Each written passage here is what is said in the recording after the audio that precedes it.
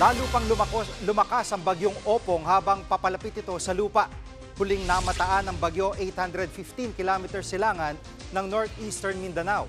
Taglay nitong lakas ng hanging aabot sa 85 km per hour at bugsong aabot sa 105 km per hour.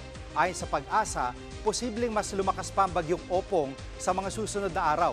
Pagdating ng Biyernes, posible itong maglandfall sa Bicol Region bago tumawid sa Southern Tagalog. Samantala, posible naman ang pagulang dala ng Southwest Monsoon o habagat dito sa Metro Manila, Zambales, Bataan, Occidental Mindoro, nalalabing bahagi ng Luzon at Visayas.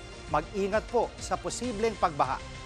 Mga kapatid, Jig Manikad po, pagdating sa mahalagang balita sa loob at labas ng bansa, dapat una sa lahat, mag-follow at mag-subscribe na sa social media pages ng News 5.